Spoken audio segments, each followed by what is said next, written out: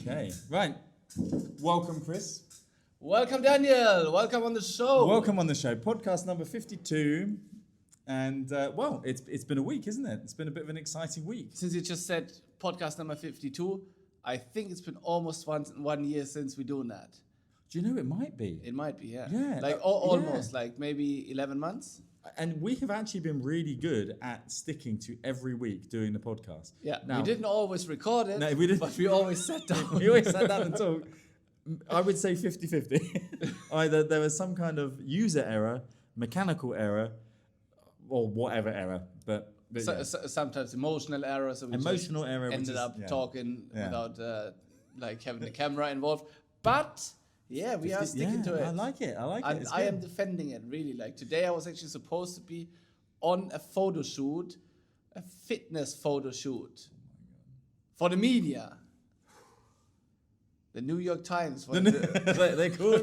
We need Christoph Beck. We've seen you. And I said it. I was like, sorry, I'm like partial owner of a very famous production company myself. Very famous podcast, and I got to be there. Exactly. I appreciate it. Yeah. Like, I mean. And actually, you had some very big news this week. Yes. I would say incredibly big news. It's time to make it public. I am pregnant. Chris is not pregnant, but Chris was offered. We are going to talk about this, right? We are going to talk about it. Chris was offered a job by a very prestigious company in the British Virgin Islands, and he wasn't just offered the job. They approached him for it, and they chatted with him. 5 interviews? 8. Yeah. 8 interviews. That's absolutely insane. So this wasn't like, oh, do you fancy a job? Come over here. This was I literally spoke to every single person on that island to make sure I'm suited to eventually not go. He gets offered the job, which, by the way, was a fantastic package. It is, yes. Yeah. Chris is not used to fantastic packages. So this is a fantastic package. And did you accept the job? Huh? First of all, Chris is massively packing. That's all he heard. Second of all, no, I decided to stay here. Even though I was already thinking maybe that could because of the podcast, by the way. Exactly, like Desert Diaries or like Salt and Desert, Sea and Sand or whatever. Like, yeah, what would we do? ChatGPT would have already come up with new names. And this would have been different backdrops. Me on a sailing ship in the Caribbean, while you still stuck on a camel with that green, the green background. God, when do you know, Pfizer said we got to repaint it. I was like, are you kidding me? I think so. Yeah. It's only been a year. What have you done on that wall, by the way? It's the paint for some reason is like greasy. It's Dulux. It's not cheap. And you did it. The painting. I painted it. Yeah, that's why. It probably is. Yeah. We wanted to make it special, like we did something ourselves to the house. That was it. It is special. Yeah, like, you can see the bits of paint. Particularly badly painted. Anyway, so Chris, let's move back to Chris. Offered this job, incredible job, really exciting. We talked about it before. We didn't talk about it on the podcast. Actually, you were the one who made me apply for it in a way, because I had done the first conversation with the recruiter. And then afterwards, you weren't sure I wasn't sure about it. And I asked you, is this an amazing thing to do? I saw this as an opportunity to get rid of Chris. Yeah. No, actually, I saw it as an incredible opportunity. And, you know, with any sort of opportunity like that, it's, for me, obviously with Pfizer, not just on my own, you know, I would have seen that as something that was kind of cool because it would be on a little desert island somewhere. And so did I. I mean, you know, and it sounds exciting. So the job was to sell ultra luxury mansions on a private island in the British Virgin Islands. That sounds pretty good, doesn't it? Yeah. Which is in the Caribbean for everybody who doesn't know what that is. Yeah. And I mean, honestly, like at some point I was really convinced I'm going to go. Because it just I thought you were. I genuinely thought if you got it, you were going to go. Amazing. Yeah. And it still does. And the crazy thing is there were a lot of applicants for this job. Yes. A lot. More than 100, actually. Right. So Chris, this is a big ego boost, right? Yeah. I'd be super a friend of mine applied as well, and they kicked him out straight away. Yeah. Anyway, taking it or not taking it, any decision you make that's big like this, whatever you decide is the right choice. And that's actually why that other podcast where I wanted to talk about decision making, and then we just talked about, I don't know what we talked about, some random stuff. But that was really in that phase when I was like thinking, should I do it or should I not do it? And in the end, what really this whole thing taught me is, first of all, to appreciate the opportunities over here, because that was in the end why I decided to stay here, because I absolutely love Dubai in the way how I managed to find really good friends like you, Mr. Daniel. I really love all of the things I do in my spare time, like doing hobbies like this here, doing the podcast, great gym, like trying out new things. There's just so much to explore. Yeah, you'd be giving up a lot for something that's a bit unknown. Exactly. Yeah. And then from a business point of view, like this is just the most exciting market here. And the last couple of weeks have really proved that for me. So in the end, I decided I want to stay here. Yeah. Yeah. And I get it. I mean, I thought you were going to go.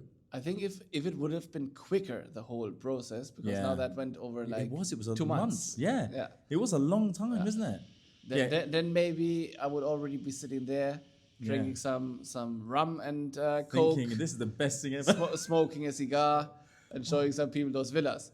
Which, if I think about it now, it sounds like, God damn it, I'm getting goosebumps even thinking about it. But on the other hand, life over here is great, honestly. Do you know, there's always that saying, isn't there? The grass is always greener on the other side. And you can, and this is the whole Instagram thing, that you'll see something, and we could go on right now and look at the British Virgin Islands and see things and think that is the greatest place on earth. Yeah. In the same way, people in the BVIs are looking at Dubai thinking that's the greatest place on earth.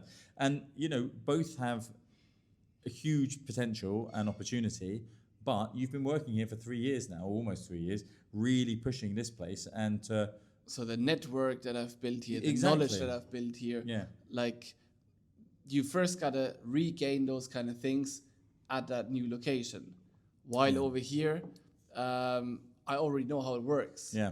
So from a business point of view, like where do I see myself on the very long run? It would probably be a market like this, where the opportunity to like massively grow as my own brand are just bigger than working for a big brand selling their product. Yeah, no, I totally get it. And we've talked about that with your own personal branding going forward, in the near future would be. And also when you said the grass is greener on the other side, like if you look look up at that specific development, it looks so amazing. It's really stunning. But at the same time today, I was trying to sell a villa in Al Cherf, which is that place that we stopped by on the way to Abu Dhabi, where we had a cake. Oh, yeah. Honestly, that thing is going to look like the British Virgin Islands once it's done. Yeah. So there is the opportunity to sell the exact same thing right here. Yeah.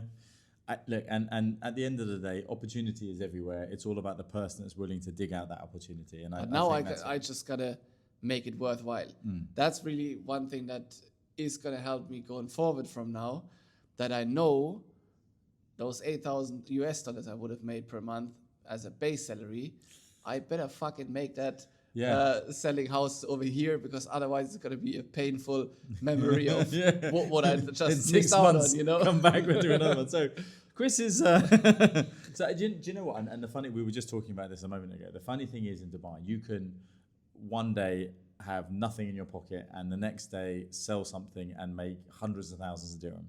And, the only thing that's 100% sure, if you're not here working every day, it's not going to happen. But if you get up every day, brush your teeth, put on your clothes and go out and hustle, you will make it happen.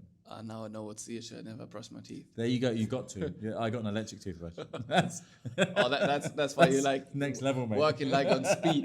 Next level. So that was a big news for you, isn't it? That's kind of exciting. Yeah. And I think it's kind of exciting because nothing actually changed, but it must have changed your head a bit. Changed my mindset, and I have so many ideas that I still want to push forward over here. So I am really extremely motivated. But I also think from a confidence point of view, the fact that you did beat over 100 applicants and you did get offered a job, you know, someone in a very high position thinks that guy can do it. And that's a big deal. That is nice to. It's nice really to know, nice. Yeah. Yeah. So, yeah, it's good. There you go. Good luck. Well done. Yeah, Good job. Good luck. Good luck. Keep on doing whatever you do over here. So what else happened? Anything else exciting? You were actually talking about earlier that exciting things are happening for you.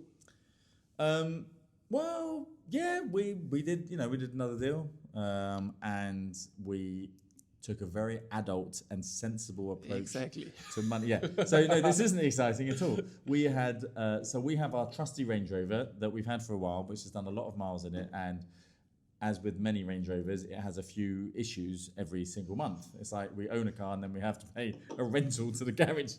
And we thought, well, we've got this big deal closing, let's buy another car.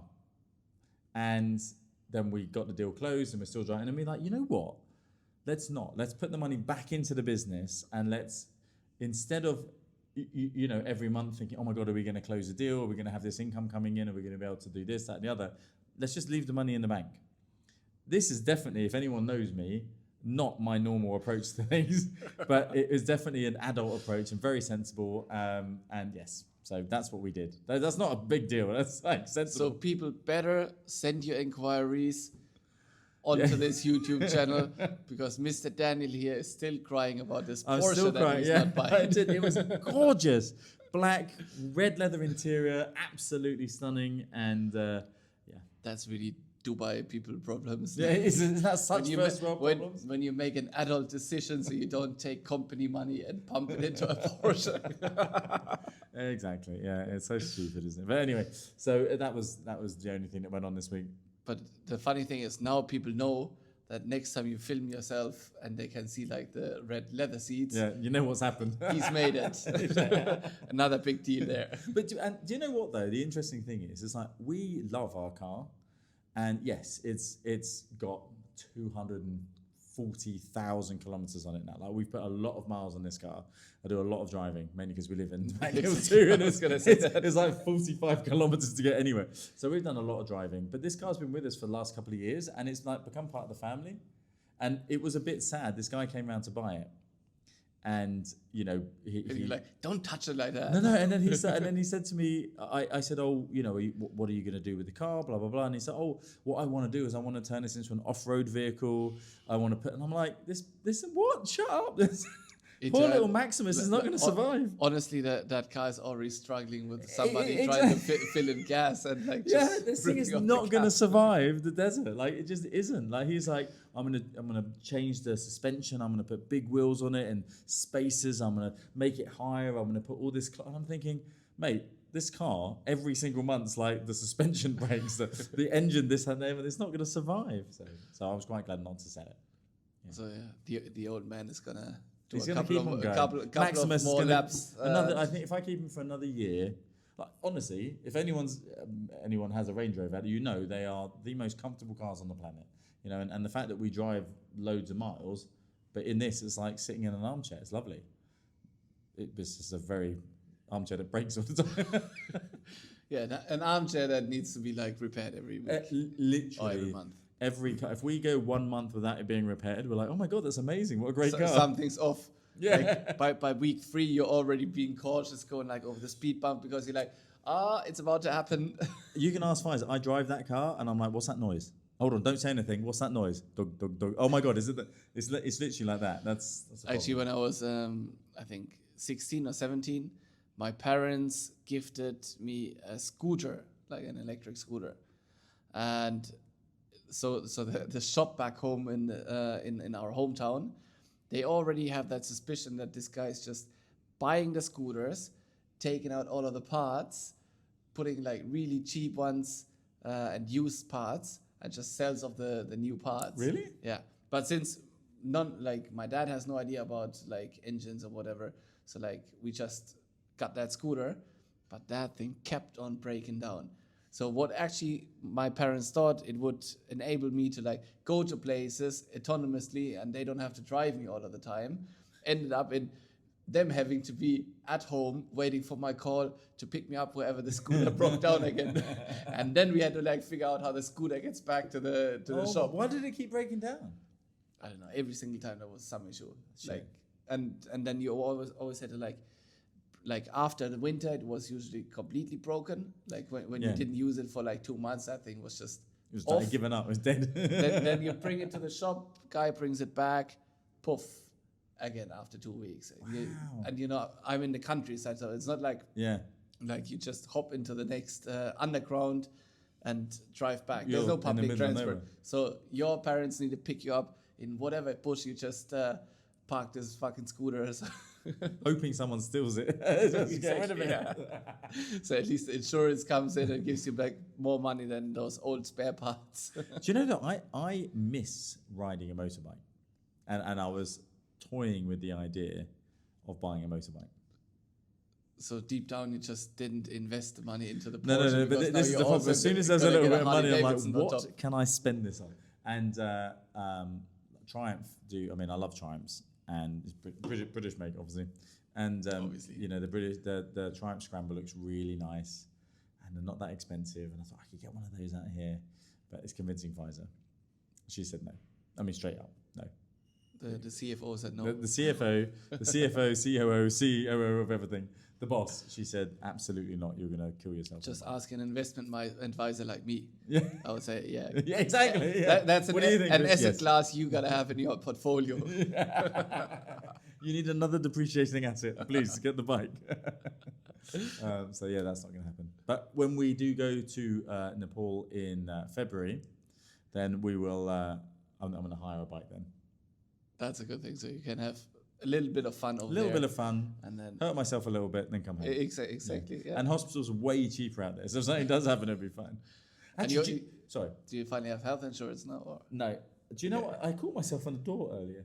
Literally, I was opening a door and like someone serrated If you're so buff, you can't even Well, fit I through wish the I- door anymore. So two things I'm going to tell you. One, in Nepal when we go in February, we're going to do this whole body thing. So you pay for it, and it costs about 300 dirham.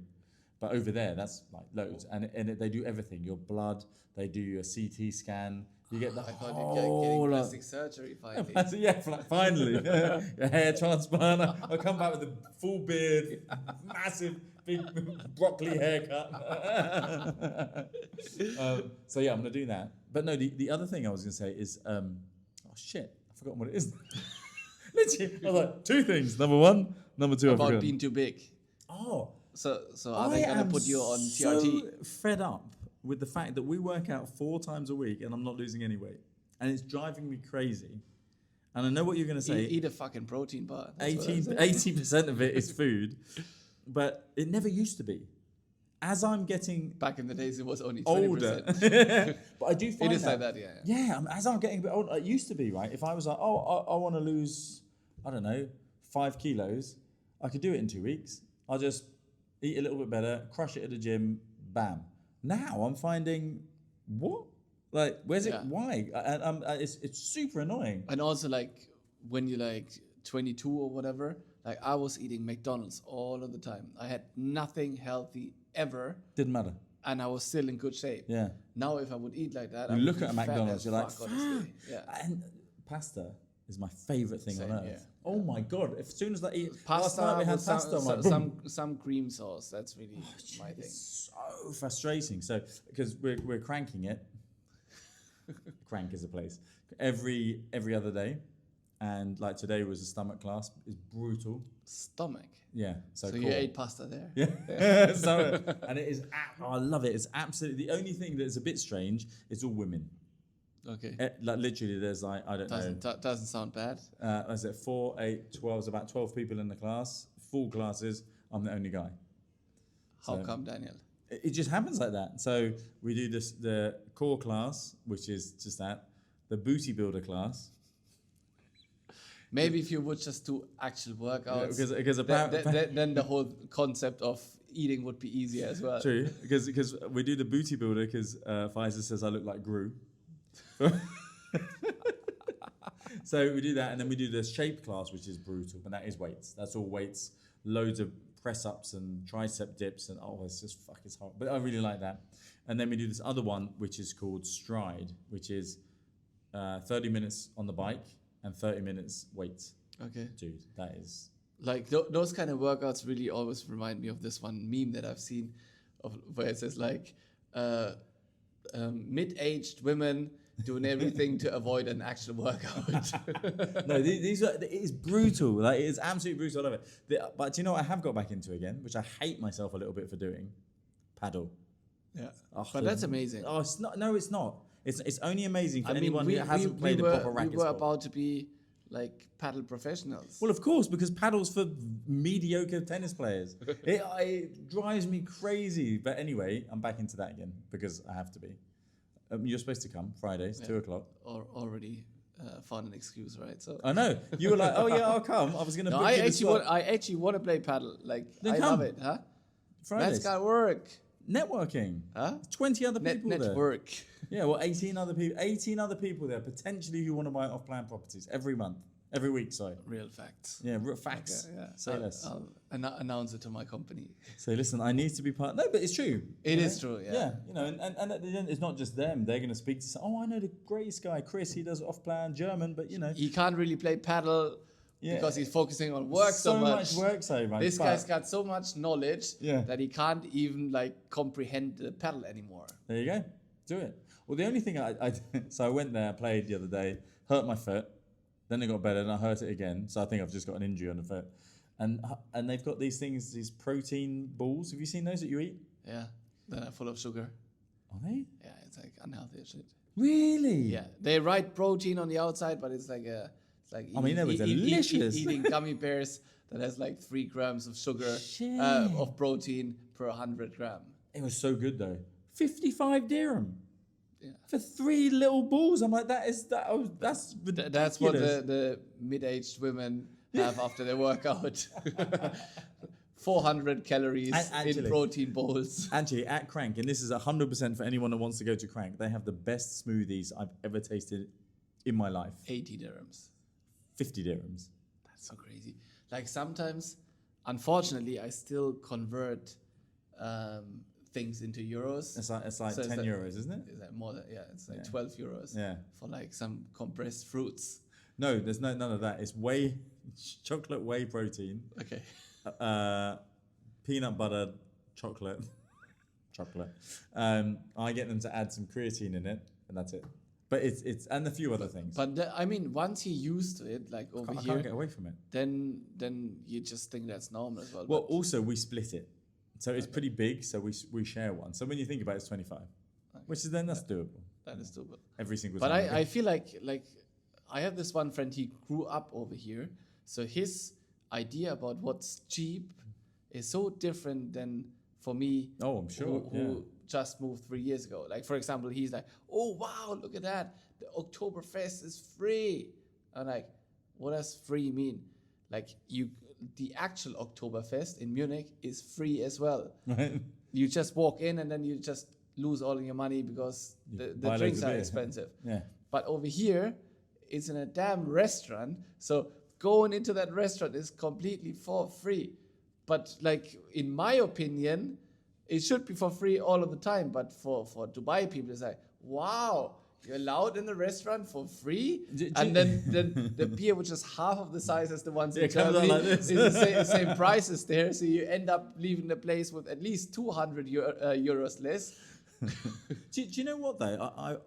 I would say though that, I mean, certainly in London, prices in London are not far different than prices over here. Like, it's not like, okay, you don't pay tax over here, blah, blah, blah, and all that kind of stuff. And then you pay loads for meals. Also it's about the same. On the rentals and stuff like that. Yeah. It's still cheaper to rent here. I mean, when you think, particularly living on like places like the Marina or Business Bay, that is like living in central London. And you can rent a really nice furnished apartment on the Marina for 110, all right? Which is about, divide it by 5 now. So about 20 something or thousand dirham a year, pounds a year. That's cheaper than London. Yeah. And then in a city like London or any European city, that is not a luxurious thing. There's no Yeah. swimming pool, your private parking in the basement, Exactly, those kind of things. yeah. No, it's just like It's for walls, you can be happy half if the the heater size, yeah. works. Yeah. A bit of mold in the corner, but because it's a good one, barely any mold. Barely anymore. It's been painted over 3 times. It's fine. No, and that's the case. You know, it's people think of Dubai as the main thing is tax free. It's not. It's actually relatively inexpensive to live here when you compare it to other high end first world countries. For sure. You know, yeah. obviously, if you can compare it to Nepal, let's just take it over. Yes, it's really expensive here, but so is everywhere else. Yeah. But what you get here is so much more. And it feels like you just can dip into like ultra luxury experiences, relatively affordable here and there. So you will make the whole range of experiences when you're here long enough, even though you don't have to fully pay for it all of the time. Yeah, exactly. That's definitely like you will like accidentally like scratch the surface of stuff that back home you would just never have access at all to. If you're not super rich, you know. Do you know what I haven't done yet? What? I've never been up the Burj. Never. Never. I've actually been last year, so also after 2 years of living here. I want to go to that restaurant called Atmosphere, and just go up to the Burj. I haven't been on it, which is weird, but it's just never been something I've got around to do. And it's not like in daily life you wake up, you're like, oh, let's go up to the Burj Khalifa.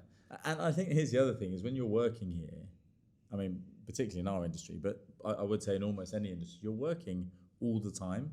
So when you do have time off, I want to go and enjoy the beach, or I want to go and enjoy whatever it is. I don't think, let's go up the Burj. But and also like going up there, to be honest, it's cool, but it's not the most spectacular thing ever, because it actually looks cooler to look up at that building, right? Than looking down on all of the miserable tiny other towers around. Oh no, so maybe we should do that. Oh, and Siquem. What do you want to do in Siquem? Siquem, because they've got a dog beach there. Where? Siquem. I mean, that's the kite beach. That's Siquem, yeah. So there's a. So we met this couple the other day that've got a dog. They live just down the road, and we went up on Sunday. We went to Dubai just Island. Let their dog loose and harass all of the people on the public beach. In Dubai Islands, you can. I want to. Two Dubai things. Islands okay, I'd love to live in Dubai Islands. By the way. Yeah. Talk to me. I was going to say great options. There is there's a Imtiaz. Imtiaz. Yes. Imtiaz, thank you. That looks like it's halfway built. Yeah. Have you checked out the lobby? No. Go in there because they use this lobby as a sales center right now. How much is something in there? Like a 2-bed? The 2-bed would be like 3.2 million.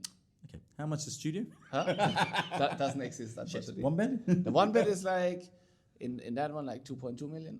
That's a lot. No, it's a beachfront community, and it's a ultra luxury thing. Like everything's ultra luxury. If you see the lobby, yeah. It looks nicer than any luxury hotel. Really? Okay, we're gonna go. We'll probably. And that's a normal residential building. Okay. So anyway, back to something else. Okay, I'll move there. Yeah, I would like to. Let's do that. Yeah. Yeah. I'll be the neighbor. Yeah, Al Kim up a little bit. You can rent these villas, and you've got 3 rooms, 3 chalets in the villa, and it's got its own private pool. You can have a dog in there. It's 1,400 dirham for the night. But there's 3 separate things. So you talking about Al Quwain. Thank you. That's it. Yeah. That's a different Emirates. Okay. While I was thinking like you talking about right the absolute center of the public beach. No. Up a little bit. Near like, Russell Khayma, yeah? Yeah. So but we can go there. This couple will rent 1 room. They're an English couple. Well, actually, he's English and I think she's Polish, I think. And they've got a dog. We'll go with our dog and you can have the other room.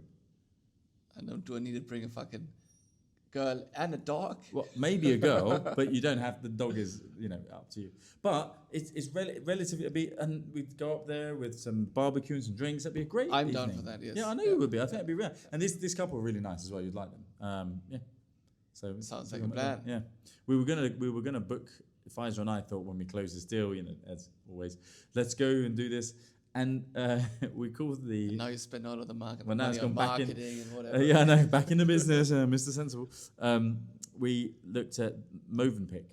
Yeah. Is that a German company, by the way? Swiss. I actually just looked it up 2 weeks ago because I was in the Mövenpick JBR for the Oktoberfest. Ah, okay. Oh, thanks for the invite. It was not that good. And they allow dogs there. And the price for a room for the night is like 200, 300 dirham. And we're like, okay, we could drive up there, stay the night, it'd be really nice. And then we could, okay, well, we've got a dog. We have a room for you. 6,000 dirham. What? For one night, Chris. And I said to the lady, I said, that is ridiculous. And I said, oh, I know, but it's a whole villa thing. Oh, I said, have you got anything cheaper? Yes, we do. We have another one, which is just a room. 4,000 dirham. I'm like, this isn't getting that much better, honestly, for one night. I mean, the dog is cool, but like... It's not that cool. No, I love him, but no, he can stay here. So anyway, yeah, that was that. Okay, so we talked about a lot of stuff tonight. Yeah. I think it was really nice. Life update. Life update, wasn't it? It's a big deal. And yeah, so that's it. Thank you very much for watching. See ya. See you in Kawain. Yeah, we'll do a podcast from there. Ciao. Bye.